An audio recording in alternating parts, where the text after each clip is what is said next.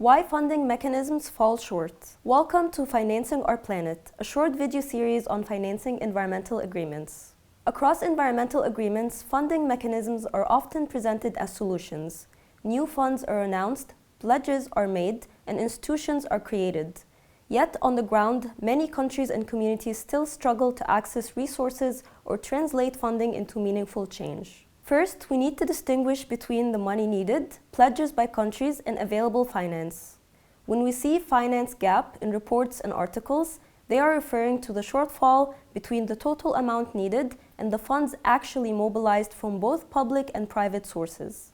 Here, we focus on a different gap, the difference between available finance and real-world impact. This gap reflects how funding mechanisms are designed, governed, and accessed. To understand why finance falls short, we need to look beyond the headline numbers and examine how these systems actually function. Access barriers are structural, not individual. One of the most common challenges is access.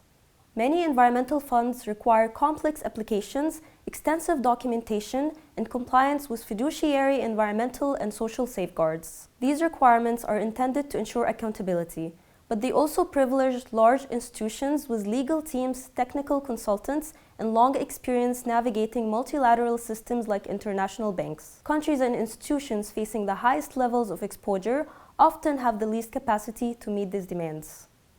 As a result, access is uneven by design.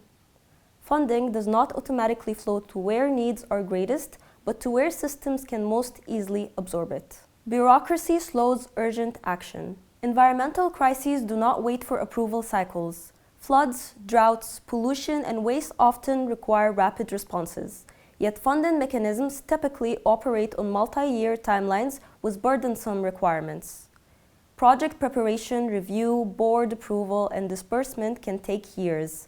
By the time finance arrives, conditions on the ground may have changed, costs may have increased, or opportunities for prevention may have been lost. This mismatch between urgency and procedure weakens the effectiveness of finance, particularly for adaptation, remediation, and response to irreversible damage. Equity gaps.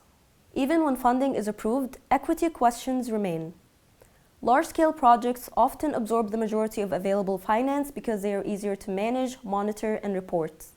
Smaller-scale community-based or locally led initiatives, often critical for waste reduction, adaptation, and resilience, struggle to compete within these systems. This creates a bias towards visibility over relevance and scale over inclusion. The result is a funding landscape where those most affected by environmental harm are not always those shaping nor benefiting from funded solutions. Debt, risk, and cost shifting. Another reason funding mechanisms fall short is the way costs are distributed over time.